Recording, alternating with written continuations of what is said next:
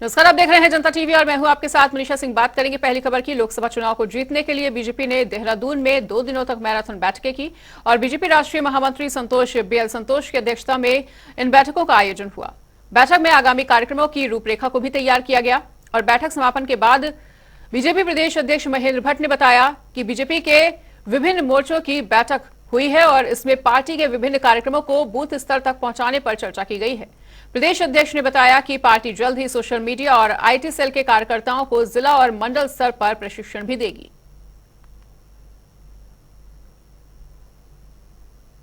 आज उन कार्यक्रमों को नीचे स्तर तक पहुंचाने के लिए मोर्चों की महत्वपूर्ण भूमिका होती है। मोर्चों का कार्यक्रम का स्वरूप क्या रहेगा, उस पर चर्चा हुई और बाद में सारे कार्यक्रमों का सोशल मीडिया से ले मीडिया तक उसको प्रभावी बने तो सोशल मीडिया आईटी सेल की हमारी प्रवक्ताओं की हमारी बैठक थी। राष्ट्रीय महामंत्री संगठन जी का मार्गदर्शन को प्राप्त हुआ है। मुख्य रूप से लोकसभा के चुनाव में सभी कार्यकर्ताओं की भूमिका विजय की और बढ़े। स्वर्गीय कैबिनेट मंत्री चंदन राम दास के निधन के बाद खाली हुई बागेश्वर विधानसभा सीट पर जल्द ही अब उपचुनाव होने वाले हैं और इसको लेकर देहरादून में आज बीजेपी संगठन की बैठक में निर्णय लिया गया कि सरकार की ओर से मंत्री सौरभ बहुगुणा और संगठन की ओर से रजनीश बिष्ट को जिम्मेदारी सौंपी गई है कि वो बीजेपी की कैंडिडेट को जीत दिलाए और चुनाव को लेकर पूरी तैयारी करे। देखिए, राष्ट्रीय संगठन महामंत्री जी ने और प्रदेश अध्यक्ष जी ने और हमारे प्रभारी दुष्यंत गौतम जी ने, संगठन मंत्री अजय जी ने एक टोली बैठक बुलाई थी जिसमें कि सरकार के रूप से उन्होंने मुझको और संगठन के रूप से राजेंद्र सिंह बिष्ट जी को मनोनीत किया है उपचुनाव के लिए और कैसे अब यहाँ से काम होना है, कैसे उपचुनाव तक हम लोग को कार्यकर्ताओं को बूथ के कामों में लगाना है, केंद्र और प्रदेश की योजनाओं को कैसे लोगों तक पहुँचाने में मदद करनी है, किस तरीके से वहाँ पर जाति वाइज जो लोग हैं उनसे मिलना है। देहरादून में कांग्रेस प्रदेश अध्यक्ष गणेश गोदियाल ने कांग्रेस मुख्यालय में प्रेस कॉन्फ्रेंस की और इस दौरान उन्होंने मुख्य 3 मुद्दों पर मीडिया से बातचीत की। गणेश गोदियाल ने चमोली करंट हादसे के दोषियों को बचाने का आरोप लगाया है और उन्होंने कहा कि सरकार ने अब तक चमोली हादसे के प्रभावितों को मुआवजा नहीं दिया है। इस कंपनी ने 16 लोगों की जान ले ली और उनके खिलाफ कोई कार्रवाई न होना काफी ज्यादा चिंताजनक है। आगे गणेश गोदियाल ने क्या कुछ कहा वो भी सुनिए।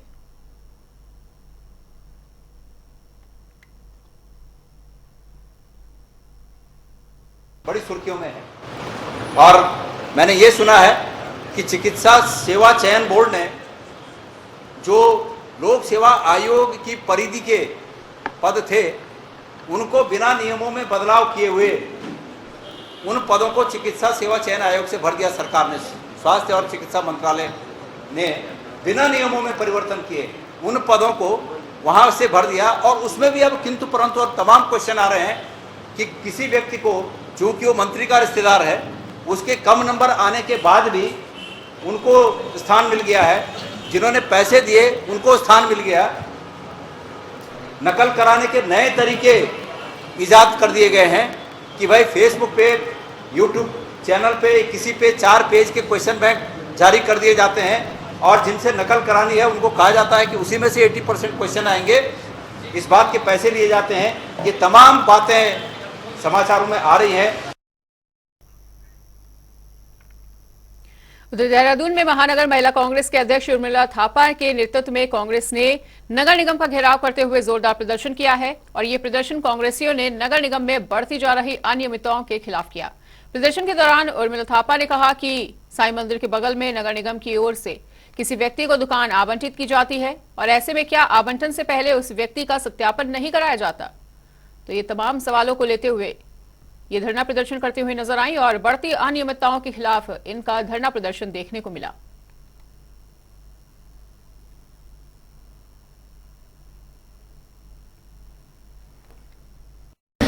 उस दुकान वाले के बेटे ने 2 लोगों को चाकू मारा, राजपुर में रिकॉर्ड है।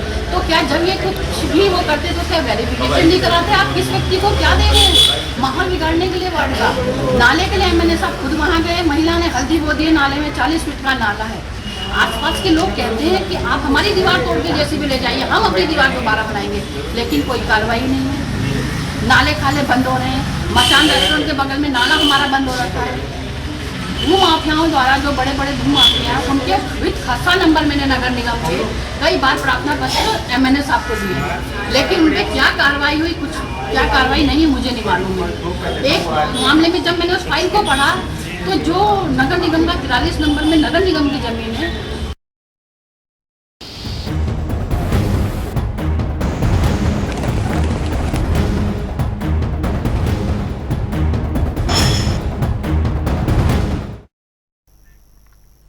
देवभूमि में त्राहिमाम। जी हां, हरिद्वार में पिछले दिनों आई भीषण बाढ़ में आम जनजीवन पूरी तरह से अस्त व्यस्त हो गया है। जहां खड़ी फसलों को खासा नुकसान हुआ तो वहीं लोगों के घरों में भी पानी प्रवेश कर गया। दूसरी तरफ इस जल प्रलय में हजारों की संख्या में बेजुबान भी प्रभावित हुए और पशुपालन विभाग का शुरुआती आंकड़ा 22,000 बेजुबानों के प्रभावित होने की बात कर रहा है। ऐसे में पशुपालन मंत्री सौरभ बहुगुणा ने 5 सदस्यों की कमेटी का गठन कर आंकड़ा जुटाने के निर्देश दिए हैं, जिससे कि सही तस्वीर निकलकर सामने आ सके।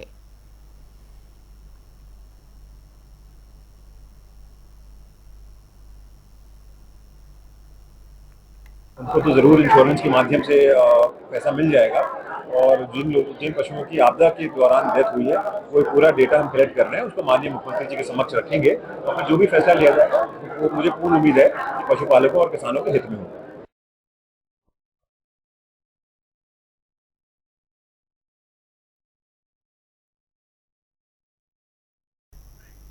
और फिलहाल यहां पर रुकेंगे छोटे से ब्रेक के लिए।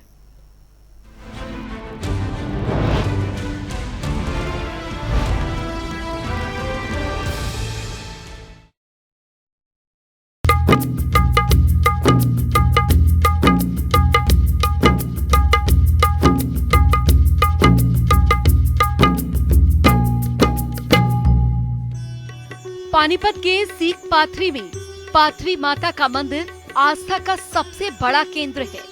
प्राचीन मंदिर का संबंध महाभारत काल से बताया है। 48 कोस तीर्थों में मौजूद 4 यक्षों में से एक यक्ष यही माना जाता है। इसीलिए मंदिर में हर रोज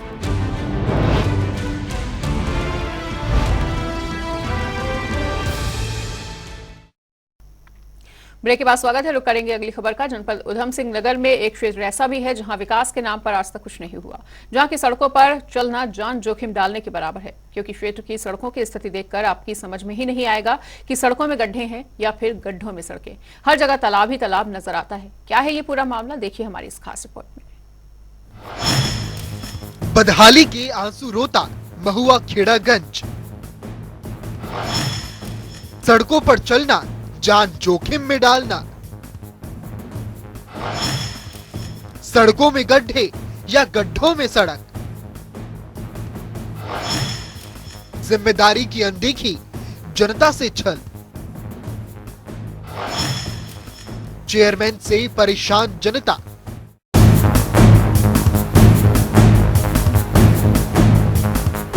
एक तरफ जहां देश के प्रधानमंत्री नरेंद्र मोदी की ओर से हर गांव को शहर से जोड़ा जा रहा है और गांव और शहर के बीच का फर्क मिटाने की कोशिश की जा रही है, सड़कों का सौंदर्यीकरण किया जा रहा है, तो दूसरी ओर जिम्मेदारी की अनदेखी और चुने हुए प्रतिनिधियों की ओर से जनता के साथ छल किया जा रहा है। महुआ खेड़ागंज के लोगों के लिए ये परेशानी का सबब बना हुआ है। क्षेत्र की जनता अपनी जान जोखिम में डालकर सफर करने के लिए मजबूर है, क्योंकि क्षेत्र की सड़कें बुरी तरह बदहाल है।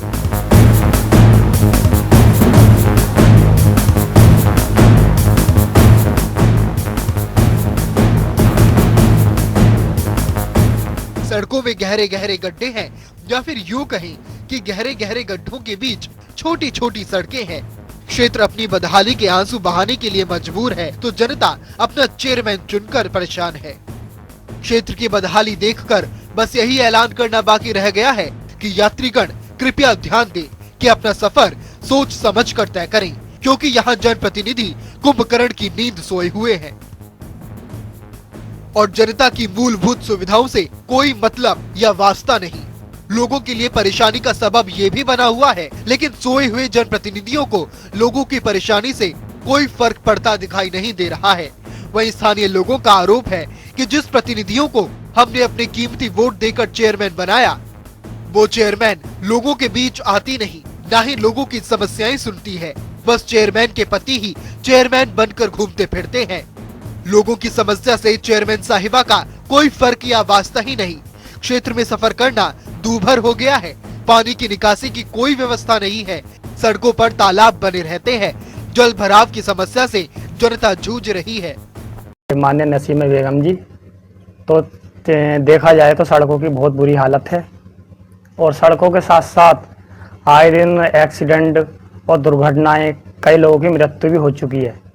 कि जब से ये चेयरमैन बने हैं जनता को कोई भी राहत नहीं मिली है। किसी नए आदमी को मौका देना चाहिए ताकि वो भरोसे पर खरा उतरे। यानी कि मतलब नगर पालिका के अंदर जाते हैं तो हमें तो जो इस टाइम मौजूदा चेयरमैन है वो तो मिलते नहीं है, उनके हस्बैंड मिलते हैं। जल भराव इतना हो रहा है कि जगह जगह पर मच्छी पालन जैसा दिखाई दे रहा है गड्ढों में। तो दूसरी ओर बहुजन पार्टी के लोकसभा प्रभारी अफसर अली सैफी का कहना है कि विकास के नाम पर क्षेत्रवासियों को ठगा गया है। लोगों को चेयरमैन नसीमा बेगम को चुना, लेकिन नसीमा बेगम जनता के बीच आती ही नहीं। चेयरमैन बनकर उनके पति देव घूम रहे हैं। क्षेत्र में पानी की कोई निकासी नहीं। गहरे गड्ढों से सड़कें तालाबों में तब्दील हो चुकी हैं। नगर पालिका परिषद महुआ खड़ागंज के अंदर वर्तमान चेयरमैन है, यहाँ पर कोई धरातल पर काम नहीं किया जा रहा है। जो रोडों की हालात है वो बहुत खस्ता है। एयरपुरा मार्ग पर आगे जाएंगे तो वहाँ पर रोड की बहुत हालात खस्ता हो रही है। धान लगाने की स्थिति में रोड तैयार नहीं है। यहाँ पर नगर पालिका की जनता ने महिला को चेयरमैन बनाया है। चेयरमैन मिलने से असमर्थ होते हैं। जो वर्तमान में उनके पति हैं वो ज्यादा सामने आते हैं। नगर पालिका में आज की तारीख में जल भराव की समस्या ज्यादा। महुआ खेड़ागंज की सड़कें अपनी बदहाली के आंसू बहा रही हैं। स्थानीय लोगों को आवाजाही करने में परेशानी का सामना करना पड़ रहा है, लेकिन सोए हुए जनप्रतिनिधियों की नींद खुलती हुई दिखाई नहीं देती है। ऐसे में सवाल उठना भी लाजमी है कि जनता के साथ छल करने वाले, विकास के नाम पर वोट मांगने वाले चुने हुए प्रतिनिधि अगली बार जनता के बीच किस मुंह से जाएंगे। ब्यूरो रिपोर्ट, जनता टीवी। और अब रुक करते हैं 2 मिनट में 10 बड़ी खबरों का। रामनगर में हुड़की बोल कार्यक्रम का आयोजन, वहीं धान की रोपाई में किया गया कार्यक्रम। कुमाऊं में सदियों से चली आ रही हुड़की बोल की परंपरा। काशीपुर में टाइगर ने दी दस्तक, वहीं लोगों के दिलों में डर का बना माहौल। कुंभकर्ण की नींद में सोए जिम्मेदार अधिकारी। रुड़की में सलानी पुल हुआ कमजोर, वहीं प्रशासनिक अधिकारियों में मचा हड़कंप। बड़े वाहनों की आवाजाही पर लगाया गया है प्रतिबंध। लोगों को करना पड़ रहा है परेशानियों का सामना। उत्तरकाशी में माघ मेले का आयोजन, वहीं आजाद मैदान में ही होगा मेले का आयोजन। कई वर्षों से बदहाली के आंसू रो रहा है ये मैदान। उत्तरकाशी में माघ मेले का होगा आयोजन, वहीं आजाद मैदान में होगा मेले का आयोजन। कई वर्षों से अपनी बदहाली के आंसू रो रहा है मैदान।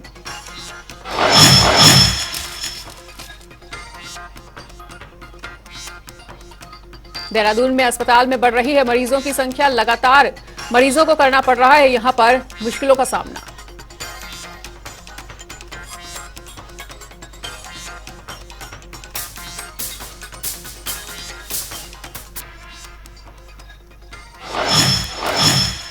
देहरादून में स्मार्ट सिटी को परियोजना जनता के लिए बनी मुसीबत। वहीं विधायक खजाना दास ने किया काम पूरा होने का वादा, कहा काम पूरा न होने पर अधिकारियों पर होगी कार्रवाई। हल्द्वानी से राजमार्ग और हाईवे से हटाया जाएगा अतिक्रमण। अतिक्रमण हटाने की प्रक्रिया जारी, कुछ स्थानों को किया गया है चिन्हित। देहरादून में आई फ्लू के बढ़ते मामले, वहीं अस्पताल में लगा मरीजों का तांता। डॉक्टर ने आई फ्लू से न घबराने की दी है हिदायत। हरिद्वार में उत्तर प्रदेश परिवहन की बस हुई हादसे का शिकार, वहीं 10 यात्री हुए घायल। अस्पताल में कराया गया भर्ती। और फिलहाल इस तक के बुलेटिन में इतना ही। खबरों का सिलसिला लगातार जारी है, देखते रहिए जनता टीवी।